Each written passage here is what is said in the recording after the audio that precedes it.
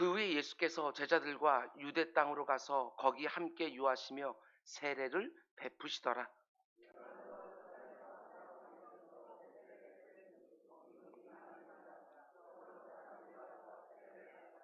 요한이 아직 옥에 갇히지 아니하였더라.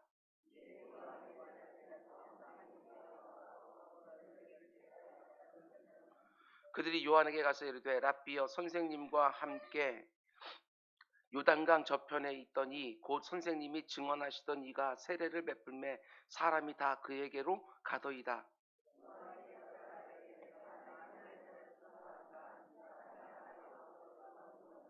내가 말한 바 나는 그리스도가 아니요 그의 앞에 보내심을 받은 자라고 한 것을 증언할 자는 너희니라.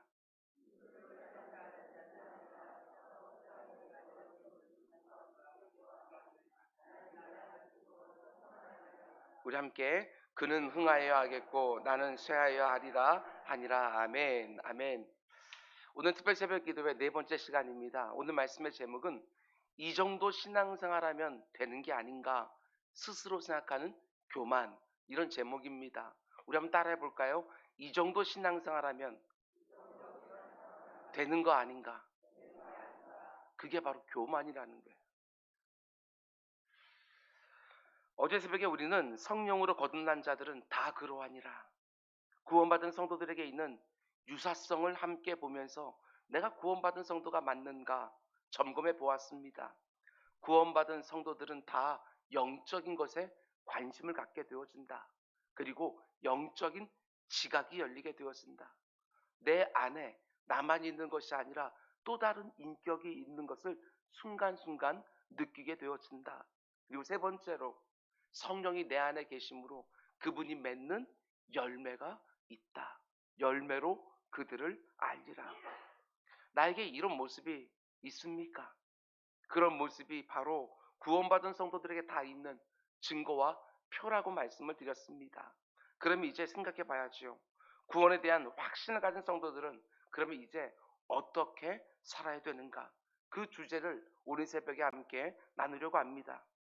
니고데모에 이어서 오늘 새벽에 묵상하려고 하는 사람들은 세례 요한의 제자들입니다. 그들 역시 예수님을 만났습니다. 그러나 제대로 만나지는 못했습니다. 그들 역시 예수님을 다시 한번 뜨겁게 만나야 되는 사람들인 것이지요. 예수님을 제대로 만난 세례 요한과 예수님을 제대로 만나지 못한 세례 요한의 제자들.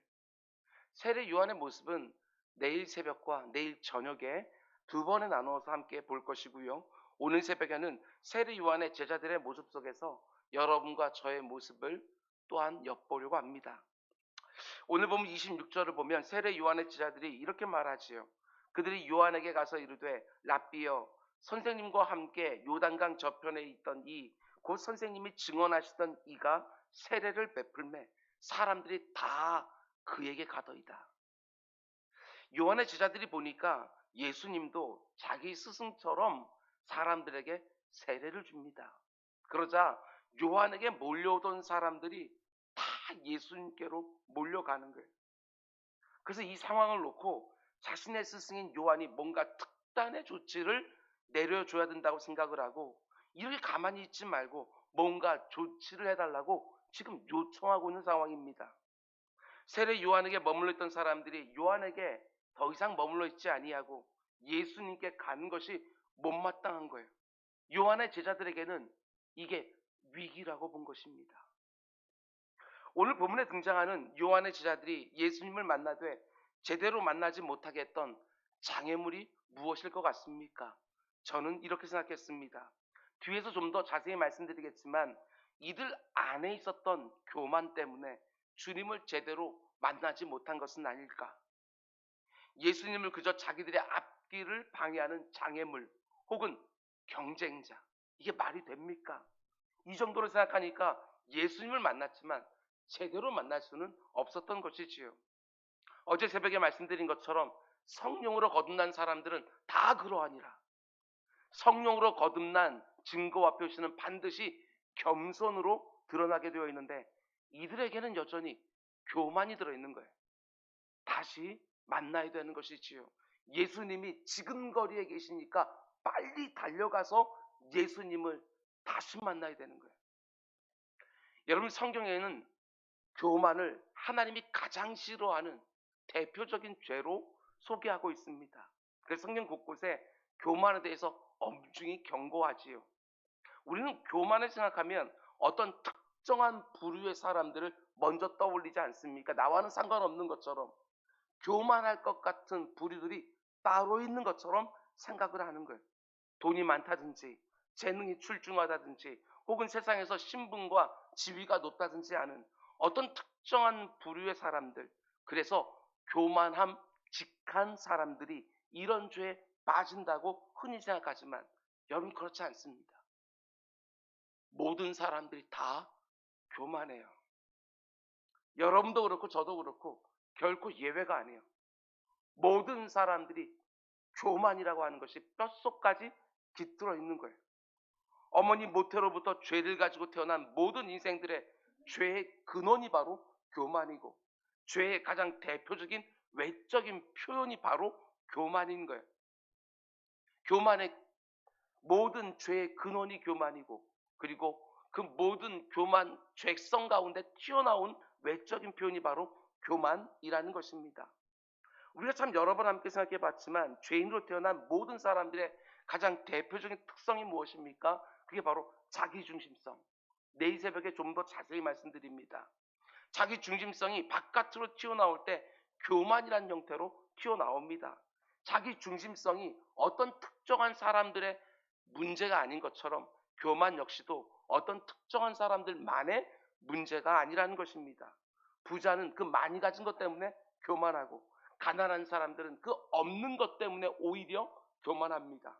많이 배운 사람은 그 많은 지식 때문에 교만하고, 많이 못 배운 사람은 무지해서 교만하지요.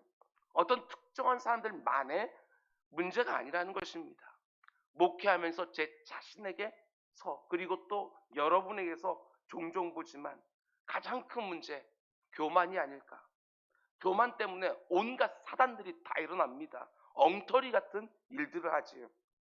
성도가 된 이후에도 내 안에 남아있는 가장 끈질긴 옛성품 중에 하나가 바로 교만인 거예요. 온갖 형태의 교만이 여러분과 제 안에 겹겹이 쌓여 있고, 그 교만 때문에 가장 큰 문제가 뭐냐?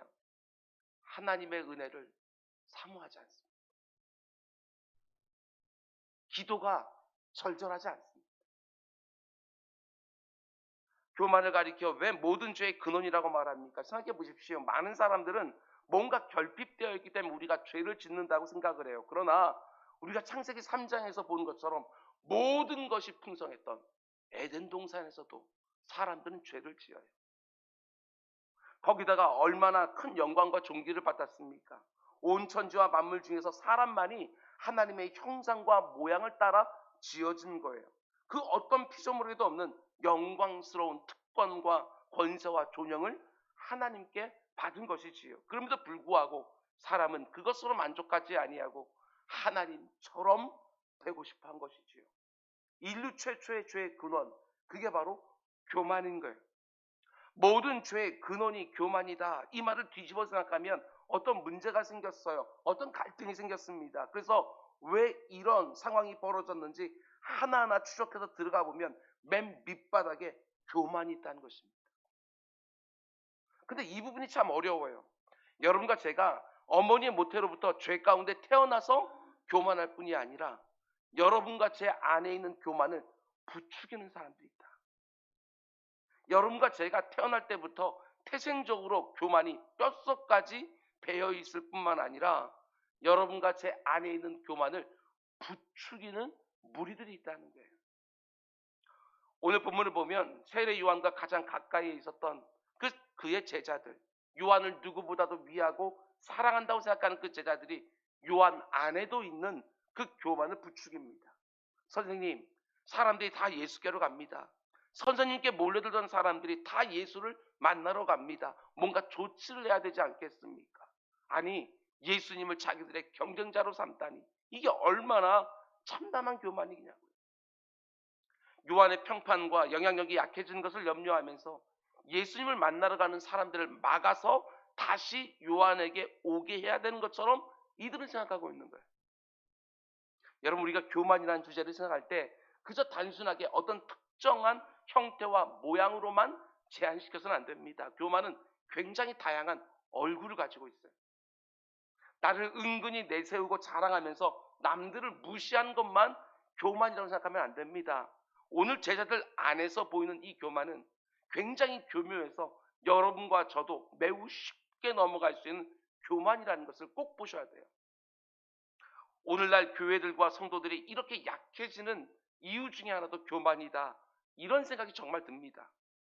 드러내놓고 자랑하고 남을 무시하는 그런 형태의 교만은 아니지요. 어떤 면에서 훨씬 더 심각한 교만, 영적인 교만. 그게 오늘날 여러분과 제 안에 나도 모르는 사이에 언제부터인가 들어와 있을 수 있다는 거예요. 세례 요한의 제자들에게 있는 교만의 핵심이 무엇입니까? 잘 보셔야 됩니다. 그들이 따르고 있는 세례 요한의 가장 중요한 역할이 무엇이지요? 이 땅에 구주가 오셨는데 그분을 이스라엘 백성들이 다 알도록 증거하여 드러내는 역할이에요. 그게 바로 세례 요한의 가장 중요한 역할이지요. 요한은 마치 광야에서 외치는 소리처럼 구주가 이 땅에 오셨다 하고 메아리처럼 크게 친 다음에 이내 사라져야 되는, 많은 사람들을 예수 그리스도 앞에 딱 세워놓고 이분이 바로 하나님의 어린 양이다 소개하고 자기는 사라져야 되는 그 역할인 거예요. 예수 그리스도가 중심에 딱 서게 되어지면 이내 신속하게 곁으로 빠져야 되는 사람이 바로 세례 요한이거든요. 그런데 요한의 제자들은 어떻습니까? 자기들에게 오던 사람들이 예수님을 만나러 가고 있다고 그러면 된 거 아니에요. 그런데 구주를 바라보면서 시기하고 경쟁심을 느끼고 있는 거예요. 이게 얼마나 큰 교만인지 보셔야 됩니다. 자기들도 예수 만나러 가야 돼요. 자기들도 죄인이잖아요. 구주를 만나서 구원을 받아야 되는 거예요. 세례 요한의 세례만 받으면 되는 것이 아니라 예수 그리스도의 성령으로 세례를 받아야 되는 거예요. 그런데 자기들은 마치 예수를 만날 필요가 전혀 없는 것처럼 스스로 생각하고 있는 것이지요. 그저 자기 스승의 평판과 영향력을 지키기 위해서 시기하고 질투하는 것입니다. 자기의 위치, 자기의 역할을 모르는 것, 그게 교만 아닙니까? 한마디로 이들의 교만은 구주가 오셨는데도 구주께로 가야 할 필요를 모르는 교만인 것이지요. 오늘 우리식으로 말하면 예수님을 내가 다시 뜨겁게 만나야 된다는 것도 모르는 교만. 이번에는 제대로 내가 예수님을 만나야 된다는 것도 모르는 교만이 오늘날 성도들에게 얼마나 많이 있는지, 그게 바로 교만이라는 거예요. 자기 만족과 자기 기만에 빠져서 구주가 오셨는데 구주가 말씀하시는데도 들으려고 하질 않아요. 분별력도 없고 사모함도 없습니다. 구주께로 가려고 하지 않고 그저 요한의 그늘의 아래서 여기가 좋사오니 하고 머물러 있으려고만 하는 것이지요. 물론 세례 요한이 얼마나 탁월한 사람입니까? 구약의 마지막 책인 말라기서 다음에 400년 동안 하나님의 계시가 없었어요. 그런데 어느 순간 세례 요한이 등장해서 하나님의 계시가 다시 선포되고 있는 거예요. 그 계시를 가지고 설교를 할 때 사람들이 몰려들기 시작을 하지요. 하나님의 말씀을 듣기 위해서. 뿐만 아니라 그의 모습도 얼마나 특별합니까? 그는 출생할 때부터 특별했어요. 그리고 광야에서 석청을 먹고 낙타 털옷을 입고 그리고 회개하라고 종교 지도자들과 권세자들부터 겁없이 선포하고 있는 수많은 사람들이 쳐와요. 그런데 예수님이 등장하자마자 어떻게 됩니까? 요한에게 몰려들었던 사람들이 예수님께로 다 갑니다. 잘 된 거지요. 자기 역할을 잘 감당하고 있는 거예요. 그런데 그 모습을 보면서 세례 요한의 제자들은 오히려 위기의식을 느끼고 시기하고 질투하는 거예요. 이게 얼마나 어리석은 모습인지 모릅니다. 자기 스승이 1장에서 뭐라고 말했냐면 예수님을 보자마자 나는 그의 신발끈도 못 푼다. 분명히 말씀하셨는데 3장에 와서 선생님 지금 사람들이 다 예수께 가고 있는데 뭔가 조치를 해야 되는 거 아닙니까? 이게 말이 안 되는 거예요. 세례 요한의 제자들에게 있는 너무나 심각한 문제는 무엇입니까? 구주가 오셨는데 구주께 가야 할 피로를 조금도 느끼지 못한다는 것입니다. 요한의 그늘에 머물러서 구주께 가지 않고 요한의 설교, 요한이 베풀었던 세례, 요한의 그 탁월한 영향력 안에 머물러서 구주가 코앞에 있는데 구주를 찾아가지 않고 있는 것이지요. 여러분, 저는 요한의 제자들에게 있는 이런 어리석은 모습이 여러분과 저와 저는 상관없다고 생각하지 않습니다. 오히려 너무나도 익숙한 모습이 아닌가. 나름대로는 열심히 신앙생활 한다고 하지만 내가 예수님을 다시 한번 뜨겁게 만나야 된다는 그 피로를 절절히 느끼지 못하는, 내가 예수님을 계속해서 만나야 된다는 그 피로조차 느끼지 못하는, 저기에 있는 초신자들에게만 해당되는 것이고 나는 마치 상관없는 것처럼 스스로 생각할 때가 얼마나 많은지, 다른 사람들보다 성경 말씀도 알 만큼 알고 있고 신학적인 교리도 많이 알고 있다고 생각하고 그래도 이런저런 사역을 하고 있고 윤리적으로 나름 괜찮게 살고 있다고 생각하면서 이만큼 신앙생활하면 되는 게 아닌가, 이 정도면 충분한 게 아닌가, 어느 순간부터인지 몰라도 그런 모습이 은밀하게 이 가운데 들어와서 더 이상 예수님을 알아야 되는 것이 내게는 상관없는 것처럼 이렇게 생각할 때가 얼마나 많은지, 이만하면 됐다, 이제 내가 섰다, 그때가 가장 위험한 순간이라고 베드로 사도가 말하지 않아요? 그런데 너무나 많은 성도들이 이만큼 한 건 되는 거 아닌가 이렇게 생각하고 있으니까 당연하지요. 교회가 약해지고 성도들의 보편적인 영성이 약해질 수밖에 없다는 사실이에요. 지금 내 심령이 차갑게 식어 있는데도 주님을 다시 뜨겁게 만나야 될 필요를 못 느끼고 예수님을 제대로 만나지 못했어요. 그래서 변화와 성숙과 열매가 잘 드러나지 않고 있음에도 불구하고 예수님을 제대로 만나야 된다는 그 필요를 느끼지 못하는, 그저 익숙한 신앙생활과 교회생활 그늘 아래 머물러 있으면서 그냥 그 가운데 아무 문제 없는 것처럼, 그러면서 우리에게 주어진 한 번뿐인 인생이 막 흘러가는 것이지요. 그게 바로 심각한 영적 교만이라는 것입니다. 잘 들어보십시오. 사도 바울이 에베소 교회 성도들 놓고 하나님께 이렇게 기도합니다. 모든 성도들이 지식에 넘치는 그리스도의 사랑을 알기 원한다고. 지식에 넘치는, 내가 예수 그리스도를 안다라고 생각하는 그 순간 그분이 얼마나 엄청난 분이신지 또 깨달아지는, 지식에 넘치는 거예요. 일평생 성경을 연구하는 목회자들 역시도, 학자들 역시도 날마다 새로운 지식에 넘치는 그리스도의 사랑, 그 사랑과 은혜의 너비와 길이와 높이와 깊이가 어떠함을 깨닫기를 원한다고. 나를 향한 하나님의 은혜와 사랑이 얼마나 넓고 길고 높고 깊은지 일평생 전부를 다 사용해도 다 알지 못하는 줄 알고 더 많이 경험하기를 원하고 더 많이 누리기를 사모하면서 힘을 다해 예수님을 늘 만나려고 애써야 되는데 우리가 어떻게 할 때가 많습니까? 이미 다 아는 것처럼, 이미 다 경험하고 누린 것처럼 고작 그야 발목만 적시는 아주 얕은 바닷가에서 첨벙거리면서 이만하면 됐지 만족해버리잖아요. 은혜와 사랑의 그 깊은 바다 안으로 들어갈 조차 못 느끼는 거예요. 그게 바로 교만이에요. 사모함이 없는 것이지요. 교만하니까 사모함이 없어요. 부족한 줄 모르니까.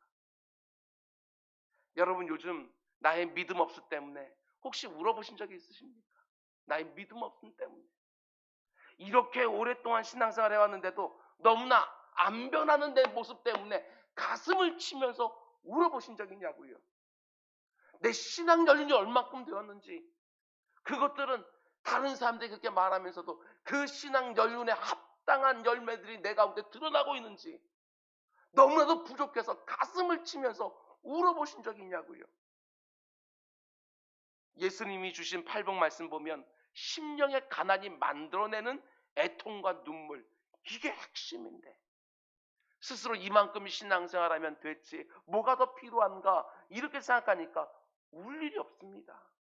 더 이상 예수님의 십자가를 봐도 울음이 나질 않고 그 십자가 앞에 서 있는 엉터리 같은 내 자신을 보면서도 언제부터인지는 몰라도 저는 이 표현이 너무너무 무서웠어요. 언제부터인지는 몰라도 울지를 않는, 고작해야 나보다 못한 사람들과 나를 비교하면서 스스로 뿌듯하게 생각하고, 너무나 쉽게 이만하면 됐다 그러면서 하나님 앞에서 눈물로 애통하면서 내 엉터리 같은 신앙을 놓고 기도한다는 게 뭔지 그걸 잃어가는 거예요. 목마른 자들은 다 내게로 와서 마셔라. 예수님이 아무리 오라고 말씀하셔도 안 가요. 목이 안 마르거든. 수고하고 무거운 짐자들아 다 내게로 와서 쉬어라. 이렇게 주님이 초청하신데도 안 가요. 내가 얼마든지 감당할 수 있으니까. 주님의 도움이 필요가 없는 거예요. 이게 교만 아니겠습니까? 오늘날 적지 않은 성도들이 남들보다 조금만 더 착하게 사면 되지, 이런 걸로 만족합니다.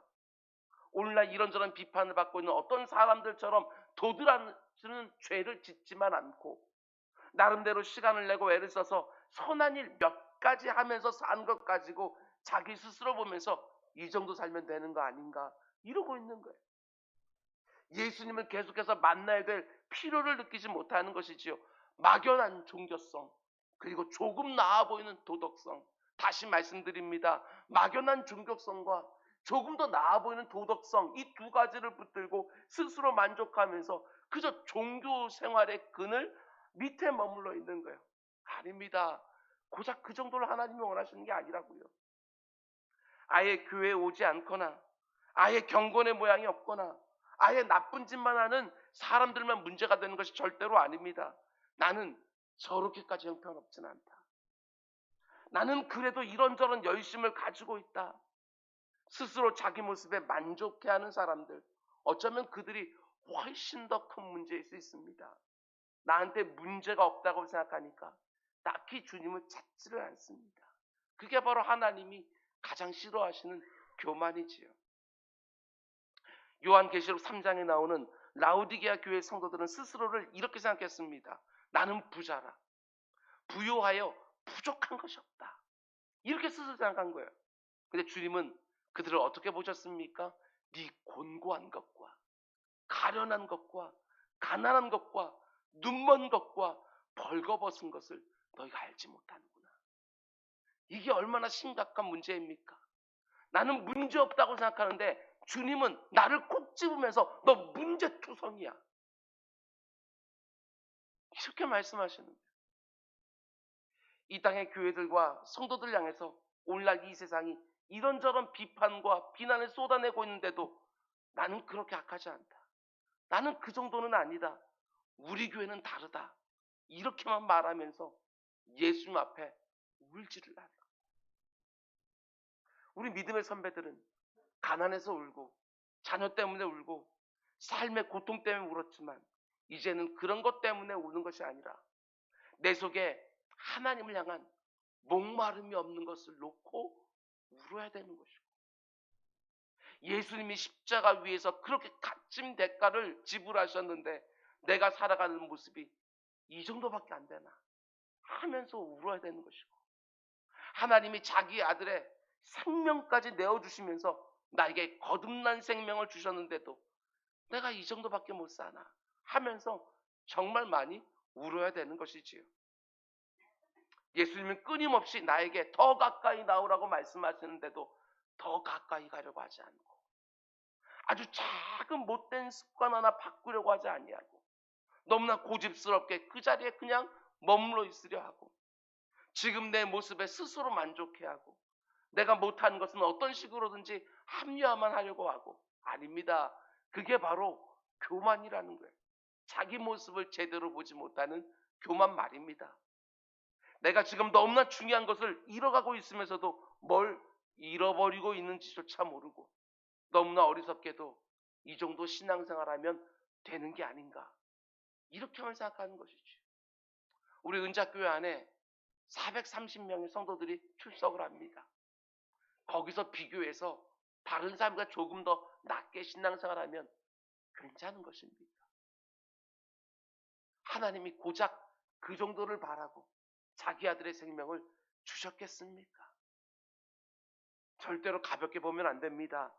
울어야 되는 문제입니다. 너무나 피상적인 신앙생활, 정말 얕게 신앙생활하고 있으면서도 스스로 만족해버리는 자리에 머물러서 예수님을 계속해서 뜨겁게 만나고 계속해서 제대로 만나야 한다는 필요를 느끼지를 못하고 은혜와 사랑의 그 깊은 바닷속으로 쑥 들어가지를 못하게 하는 너무나 큰 장애물, 그게 바로 내 안에 언제부턴가 있었던 영적 교만이라는 것이지요. 그런데 세례 요한의 모습은 어떻습니까? 제자들의 이런 부추김에도 불구하고 세례 요한은 참 감사하고 자기의 중심을 딱 지킵니다. 선생님, 사람들이 다 예수께로 몰려갑니다. 무슨 조치를 해야 되지 않겠습니까? 그런데 제자들의 이와 같은 부추김에 세례 요한이 뭐라고 말합니까? 29절 30절, 신부를 취하는 자는 신랑이니. 여러분, 계시록을 보게 되어지면 예수 그리스도를 신랑으로, 성도들의 신부로 이렇게 말하고 있지 않습니까? 예수님 옆에 세례 요한이 서 있는 것이 아닙니다. 또 다른 신랑으로. 세례 요한은 그걸 분명히 알고 있는 거예요. 성도들을 취해야 되는 사람은 예수 그리스도 한 분이고 나는 그분의 들러리일 뿐이다. 그는 흥해야 되고 나는 쇠야 될 뿐이다. 나는 그 역할로 나의 기쁨이 충만하다. 온 세상이 전부 자기가 중심이 되고 자기가 제일 중요한 인물이 되어야 기뻐하는데 세례 요한은 말합니다. 나는 신랑의 친구들에게 주어지는 기쁨으로 충만하다. 나는 쇠하여야 하고 그분만 흥해야 된다. 예수님을 제대로 만난 것이지요. 모든 영광과 존귀를 가진 하나님의 아들이면서도 가장 낮은 곳으로 오신 너무나 겸손하신 예수님을 제대로 만난 거예요. 여러분 가운데 혹시라도 이만큼 신앙생활, 교회생활하면 되는 거 아닌가 이런 생각 하시는 분이 있습니까? 그게 바로 교만입니다. 잘 성장하고 성숙하다가 어느 순간부터 인지는 몰라도 딱 멈춰버린 분들이 계십니까? 성경 말씀을 그렇게 사모하고 기도의 자리를 그렇게 사모하다가 어느 순간에 스스로 이런저런 이유를 내면서 그 자리에 딱 멈춰버린 분들이 계십니까? 아닙니다. 그 교만 때문에 주님을 뜨겁게 만나지를 못합니다. 제대로 만나지 못하고 어설프게 주님을 만나니까 예수 안에 있는 그 풍성한 부요를 제대로 누리지도 못하는 것이지요. 이 새벽에 우리 회개하기 원합니다. 나에게도 있고 너에게도 있는, 우리 모두에게 있는 그 보편적인 교만. 이만하면 됐지, 이만큼 목회하면 됐지, 이만큼 교회 생활하면 됐지. 아닙니다. 절대 그렇지 않습니다. 사도 바울의 모습을 보십시오. 빌립보서 3장을 보게 되었으면 바울은 그 노사도가, 그렇게 열심히 살던 그 위대한 사도가 뭐라고 고백하는지, 내가 이미 얻었다 함도 아니요 온전히 이루었다 함도 아니라 오직 내가 그리스도 예수께 잡힌 바 된 그것을 잡으려고 달려가노라. 형제들아, 나는 아직 내가 잡은 줄로 여기지 아니하고 오직 한 일, 즉 뒤에 있는 것은 다 잊어버리고 앞에 있는 것을 잡으려고 표대를 향하여 그리스도 예수 안에서 하나님이 위해서 부르신 부름의 상을 위하여 달려가노라. 여기서 달려간다라고 하는 헬라어 단어가 제가 여러 번 소개해드렸습니다. 디오코라는 단어예요. 이 단어의 원뜻이 뭐냐? 사냥개가 사냥 그 물을 갖다 보면서, 대상을 보면서 막 전심전력 달려가는 그 모습, 침을 찔찔 흘리고 그 거친 숨을 헉헉거리면서 땅에 달려가서 그 목덜미를 딱 붙을 때까지 결코 멈추지 않는 그 모습을 가리켜서 디오코, 달려가노라, 이 표현을 쓰고 있는데, 얼마나 많은 성도들이 그렇게 예수 그리스도를 처음 만나고 뜨겁게 주님 따라가다가 어느 순간부터인지는 몰라도 딱 그 발걸음이 멈춰버린, 마치 모든 것을 다 잡은 것처럼, 다 얻은 것처럼. 그렇지 않습니다. 여러분, 우리의 구원은 이미와 아직 사이에 있다는 것을 우리는 보셔야 되는 거예요. 이미 구원 받으셨어요. 그런데 아직 그 구원이 완성된 건 아니에요. 우리는 그 사이 어디쯤인가를 지금 다 달려가고 있는 거라고요. 그런데 그 중간에 있는 우리를 보면서 주님이 원하시는 것은 디오코라는 거예요. 디오코. 열심히 힘을 다해 전심전력하면서 그 구원을 두렵고 떨림으로 이루어가기를 원하는 거예요. 그런데 마치 이미 다 얻은 것처럼, 모든 것이 다 완성된 것처럼 혹시 이렇게 생각하지는 않는지, 내 일평생 전부를 다 사용해도 주님의 그 은혜와 사랑을 다 깨닫지 못하는 줄 알고 날마다 뜨겁게 주님 만나기를 원하고 계속해서 제대로 주님을 알기를 원하는 그 사모함, 이게 우리들에게 필요한 거예요. 그 교만을 회개하면서 주님 또 만나고 싶다고, 이전보다 더 뜨겁게 만나기를 원한다고, 이번에는 더 제대로 만나기를 원한다고, 나를 향한 하나님의 은혜와 사랑을 더 알고 싶다고, 더 보고 싶다고, 더 맛보고 싶다고, 거듭난 성도답게 더 살고 싶다고, 더 온전해지고 싶다고 힘을 다해 사모하며 부르짖는 우리 모두가 다 될 수 있기를 주님의 이름으로 축원을 드립니다. 우리 기도하겠습니다.